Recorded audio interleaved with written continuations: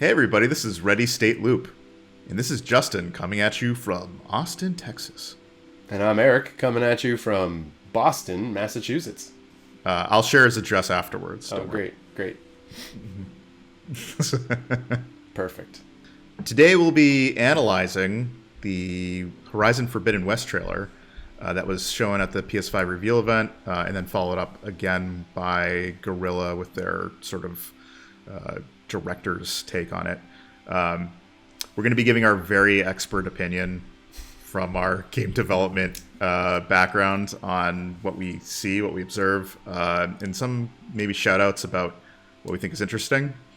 I haven't played Horizon Zero Dawn, so I'm excited to see what they've done with Horizon Forbidden West. I have played the first Horizon. I mean, at the time it was very impressive, and people were kind of, fawning over the graphics on it. I think in retrospect, it's probably a bit not dated per se, but I think what you're seeing from Ghost of Tsushima, and certainly on not Uncharted, Last of Us 2. You know what they were able to do with their games. Granted, it's not a very open world, but there's significant improvements to their systems in those games. Yeah, the extra benefit of an additional 3 to 4 years of research and development in graphics and game engine technology. Yeah, so there's probably some stuff to preface here. One is there's not an announced date for Horizon Forbidden West. Sony, and I think they even state there's a 2021 release date.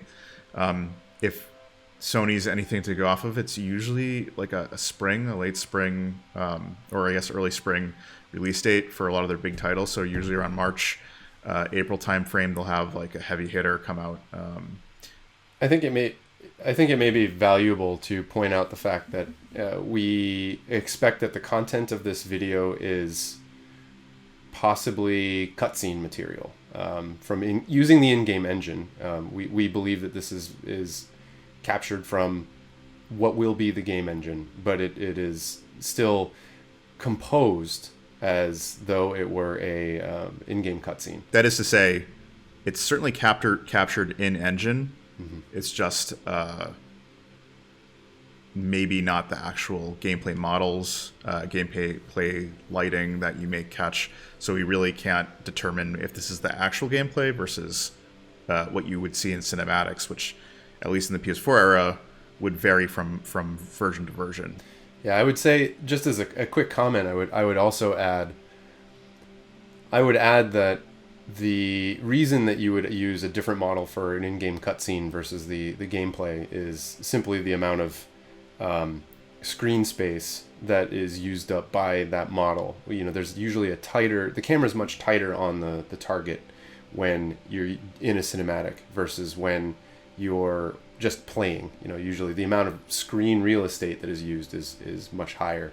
Another thing to point out is the director of Horizon 2, Matthias de Jonge, is the same director from the first one, and he also directed Killzone 2, I believe, and other entries in that series. So it's a good pedigree, and I think you can expect the same level of detail and quality that you'd expect from those games in Horizon 2.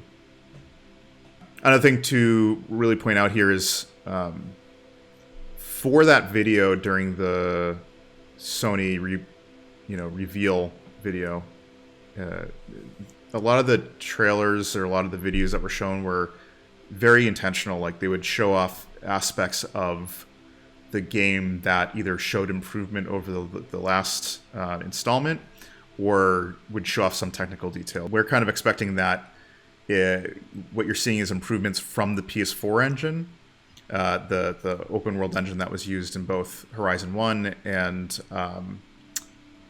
your favorite game, Eric. Death Stranding? Yes. Yeah.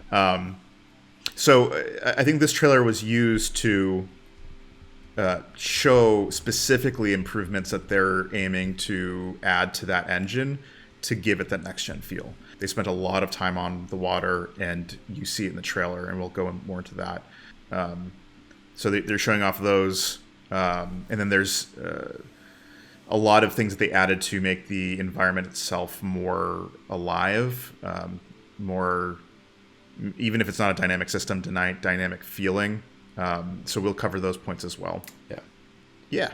Let's dive right into the water. Yeah, there we go. Didn't even mean to do it. Yeah. I'll take it. Let's dive into the water. And I think it's one of the first things they show in the trailer. Yeah. They start with that, they actually show the Sony Interactive logo as they pan up from the ocean, which probably is some indication that they are pretty proud of their water system. Let's talk about what is new about the system. Anything specifically you want to point out? I think that what I find really fascinating about this, at least the water in the opening shot, is that they do a really convincing job with the undulating waves and waves coming from different angles as you get on a shoreline, as well as the fact that there is clearly some, reefs, let's say, underneath the water that they've blended well with the top layer of the ocean, and that, for me, really sells the feeling of this scene. I will say this: we know that they had to take on a technical challenge because they do want to highlight underwater exploration, and you see that later on in the trailer as well. They show Aloy diving into the water and sort of exploring what looks like underwater ruins. Horizon's generally an open world game. In the first one, they didn't really explore water. There were parts where there was water, and there was you could I believe you could dive underneath it, but it wasn't ocean at the very least. How do you deal with an open world environment where you can just dive into the ocean and the ocean doesn't look either really static or not right? There is also something to be said about this possibly even being enabled by the current gen technology. And what I mean by that is that with an open world situation like Horizon 1, and presumably a big chunk of this game, you're going to load in a lot of trees and mountains and dirt and grass and overland stuff. The minute that you dunk your head underwater, none of that applies. So there's an instant transition between terrestrial, forest type location and then underwater world. And that type of transition is going to be expensive to maintain on memory for the game, and for having all the models and all the shaders and all the other thing loaded. That may be something that the PS5 and upcoming generation of technology, possibly in general, will enable this more kind of dynamic world shift. You're suggesting that the SSD help makes this possible by shifting the pre-cached assets for overland stuff like grass, gravel, etc., and then moving into underwater assets like fish particle systems and the textures that you use in kelp forests, etc. Now, is there anything additionally technically interesting about how they're rendering the ocean? There's if you just take a look at it, right, we see the undulating surface of the water. You're seeing some pretty interesting mesh techniques that they're using to generate sea foam, and then you also have the mesh techniques they have to do the ocean spray and the splashing as it collides with rocks and whatever else. The sort of the intersection of land geometry and the ocean itself. Is there anything that's worth pointing out that either seems technically difficult or is an interesting new way of them approaching it? I'm not sure, because I don't really claim to be all aware of wave technology throughout games, but I think that they convincingly have a wave crashing animation, however they do it, likely some kind of mesh particle system combination, but they show it in two places where she's riding in front of the what are they called, the Golden Gate Bridge, and then in an earlier scene in front of the boat, there's these crashing waves that kind of roll over on each other, and they're not huge waves, but they are very convincing in the way that they kind of spread out. They crash in one location and spread out along the sides, and then they have a particle effect of that foam particle effect. That to me is done very well, and I would love to see that happen in game as well. I think it's probably more reasonable to see that in game than the whole undulating system of water that the opening scene was came with. But I could also see that happening. It's just a matter of, you know, how do you get Aloy out onto that space, perhaps on a boat or whatever. But so I guess, I mean, given where we are at now and how much we've seen, which is not a whole lot, what's your sort of verdict? Is this really pushing the envelope, or? I think it definitely feels more evolutionary to me rather than revolutionary. It's basically like saying, okay, if we had from what I'm aware of in terms of at least game development techniques for these things, what you were able to do in the past generation and what you'll be able to do with this next generation. This feels like, with the possible exception of switching directly between the two modes of above water, below water, and how quickly we can do that. The features of what we're able to do in terms of pushing the simulation of water and ocean, it just seems more of like we've pushed it to the next step, instead of we've just leapfrogged everything and have done something that no one had imagined before. I expect that leapfrog will probably come, at least 1 or 2 years into the next generation cycle, as people get more and more familiar with what the hardware is going to be capable of. Yeah, I mean, again, we should point out this is a first-gen game. This is probably well into alpha. Maybe not quite that, but I mean, it's probably not unreasonable to assume that there's like between 6 and 8 months of development left on this.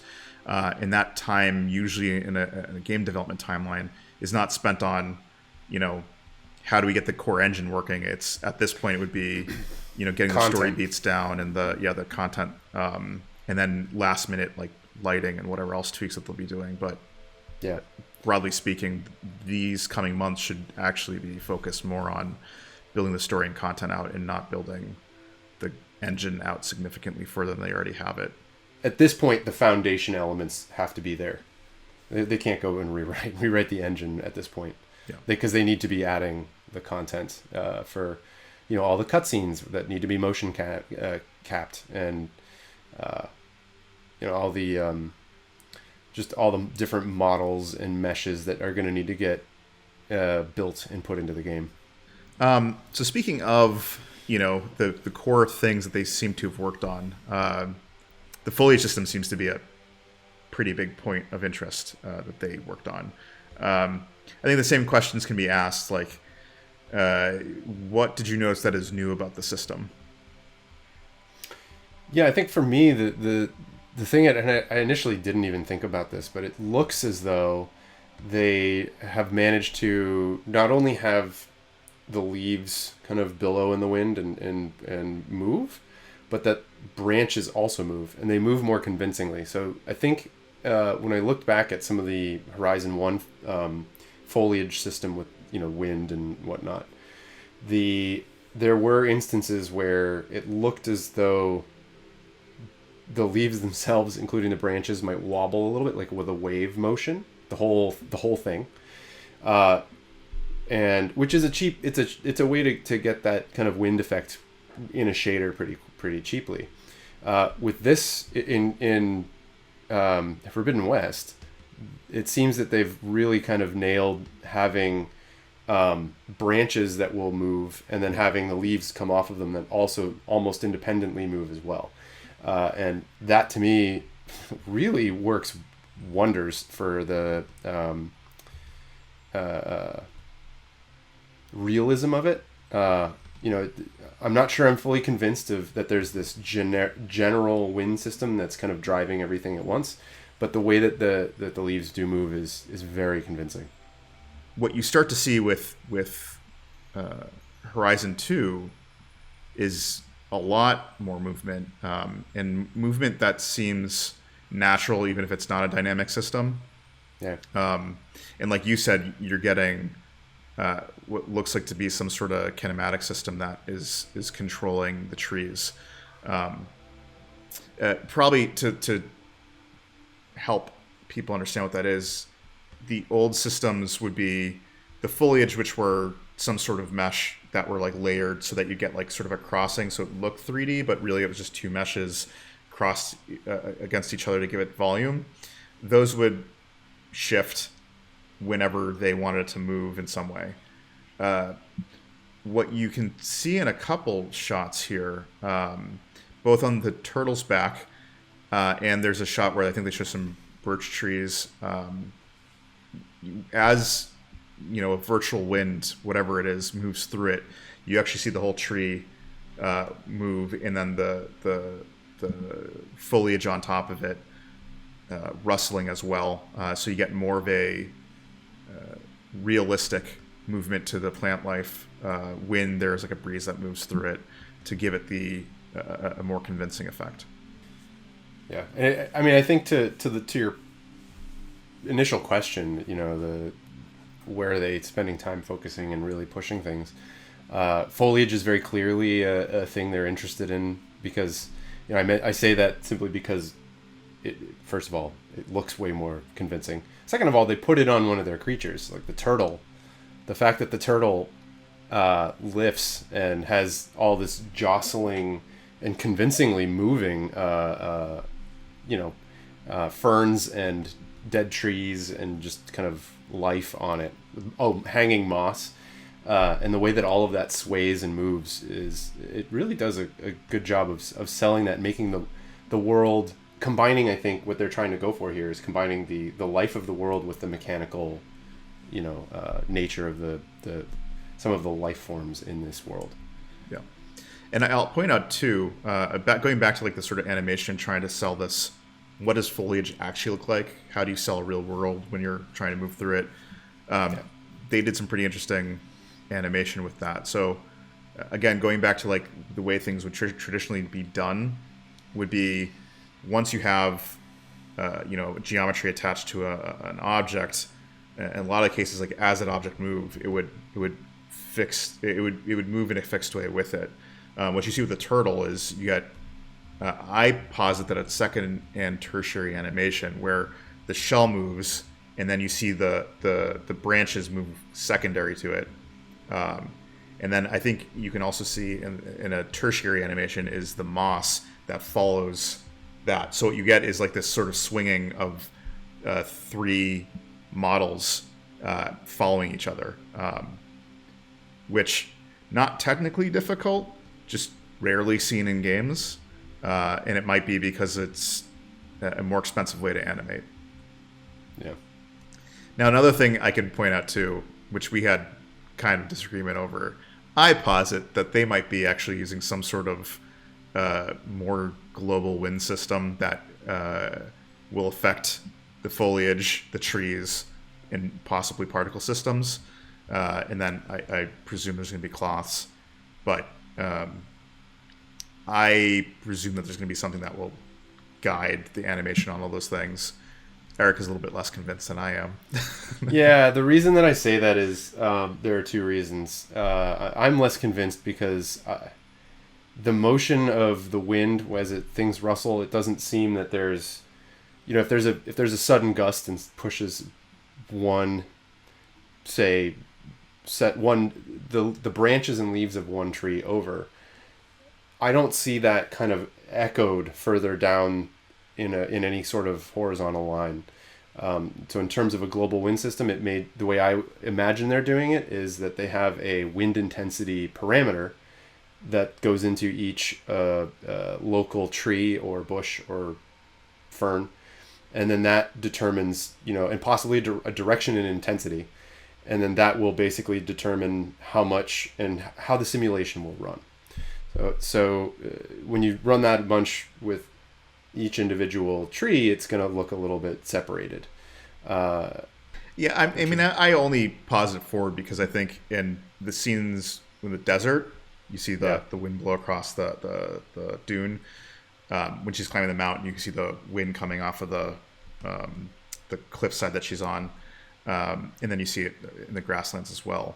And I would go so far to say that because wind and water currents behave very similarly, at least in a physical sense. You could probably take one system developed for water or for wind and use it in the water as well to sell, constantly moving currents. Yep. I mean, I think that there are probably, for wind, they're doing a number of things, particularly with the dust or snow or mist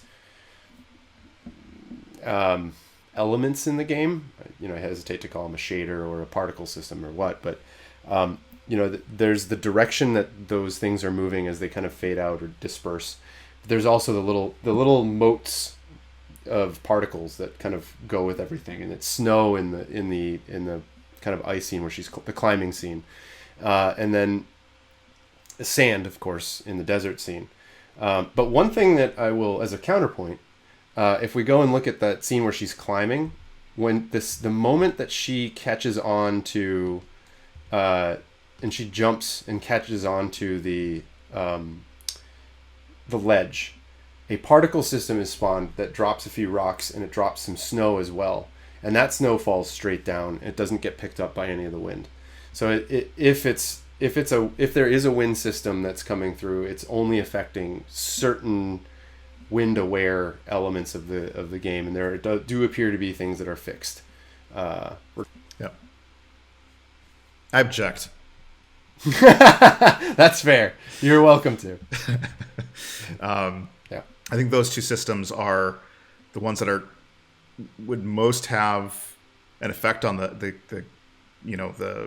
minute-to-minute gameplay. They have two other systems that are probably worth pointing out as well. That is more window dressing, but as we reviewed the video, we were kind of impressed by these. So let's first cover the fog clouds, the volumetric systems they have going in there. What did you notice that looks new about the system? To me, the thing that really stood out was this system of kind of telling the distance through fog, haze, and that sense of air, the weight of the air. And they do a really excellent job with that, with I think a combination of three things: volumetric fog, mist, which they blend into the fog, and that's where you get that motion. And I'm saying mist, but it's the moving elements that look like they're going with the wind. And then the angel rays or God rays. Yeah, and this, by the way, is most apparent in a couple of shots. Specifically, there's the forest, I believe, that shows. Oh yeah. There's where the plane, I think, has crashed, and it shows the waterfall spitting up mist plus the fog rolling through. Yeah. And there's also the shot where I think it's the Golden Gate Bridge towards the end. The whole every section of the first, until the seagulls dive underwater, or pelicans. I guess that's a pelican.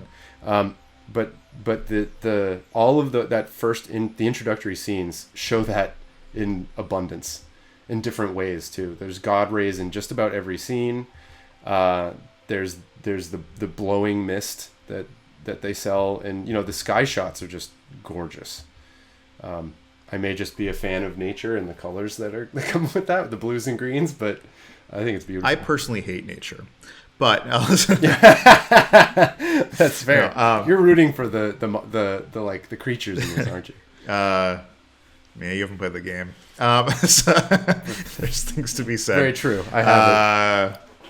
But I think they make a point of showing it quite a bit, and I think it plays twofold, which is it's the fog, having particles in the air, even if it's not specifically a particle system, but it's maybe just a clever way of layering meshes.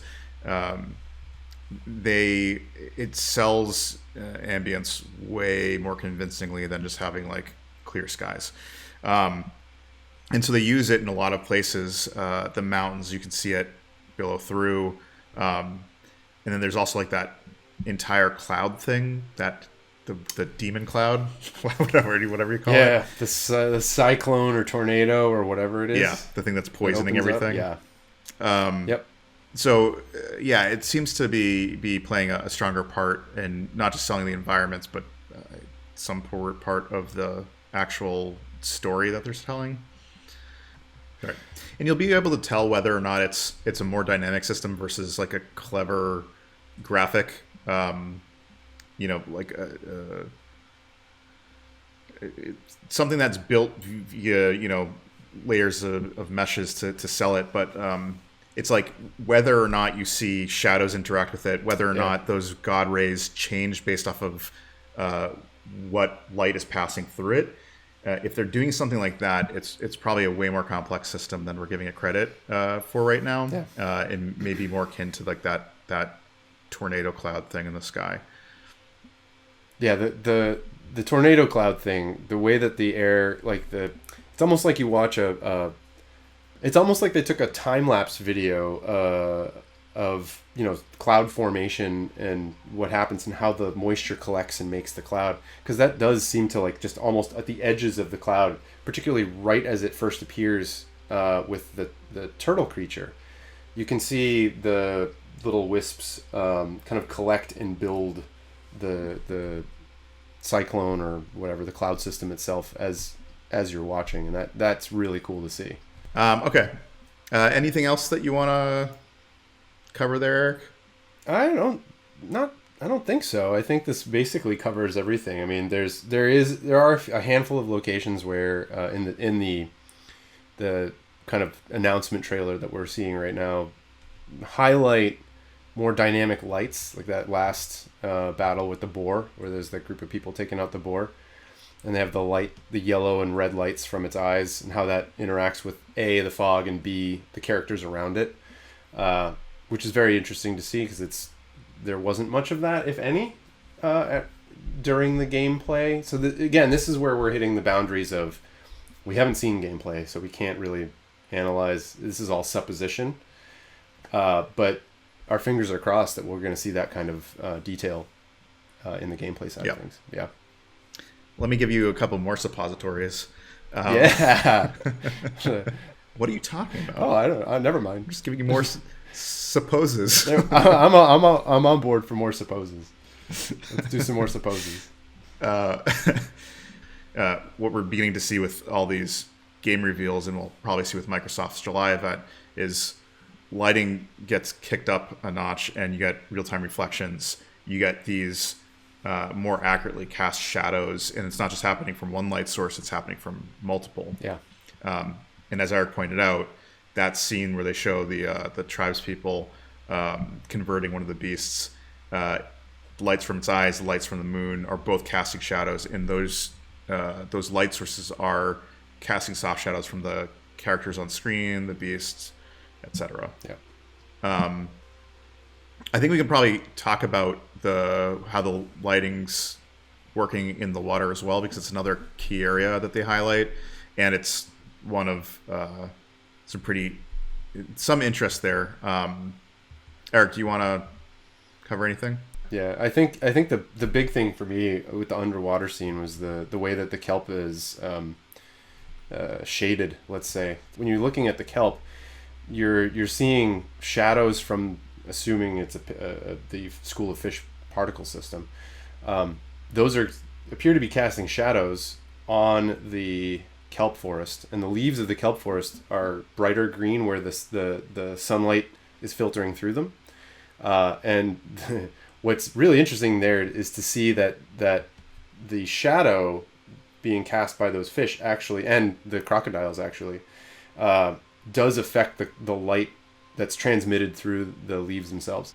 Yeah, I think it looks great. And again, it's another area that they probably had to focus on if they were committing to let's treat underwater as this big part of the game in a new area that we can advance into as game designers and storytellers.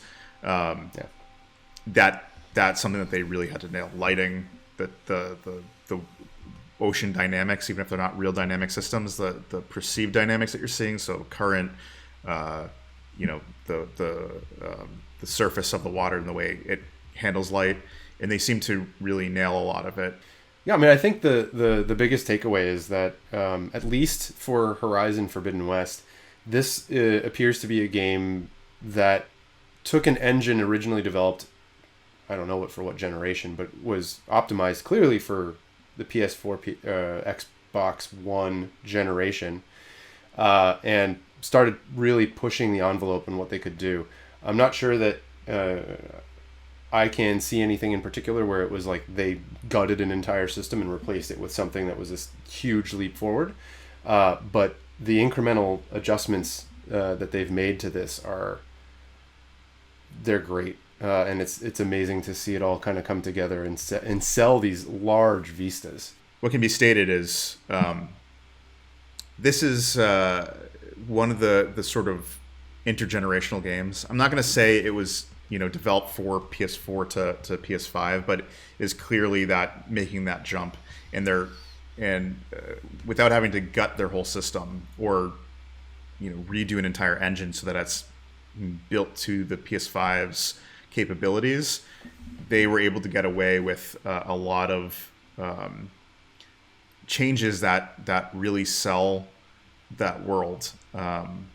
And I'd say, like, given that they've probably been developing it for 2 years at least, and on the early side of development, like, you have to remember that Guerrilla was working with prototype PS5s before we were able to see anything. So they were working with outdated specs. There were improvements to it, but like their SSD spec was probably not quite clamped down or performant as it is today, and what we'll be getting as consumers.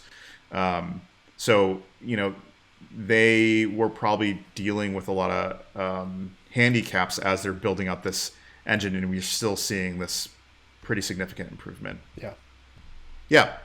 Probably just the last disclaimer that we started at the beginning saying, but again, we have as much information about this as you do. We just can look at it with the eyes of developers who've worked in the industry and have various backgrounds that help us sort of cut through what's actually being seen. But we're super limited. I expect things to look different half a year from now, and we really can't tell what's gameplay, what's cinema, and whether or not those things are virtually the same when the game releases. Well, that was our review of our analysis our analysis of the trailer. Hope you found something useful in that. If you want us to cover another game, if you want us to pick it apart, released or up and coming, let us know in the comments. Like, comment, and subscribe, please.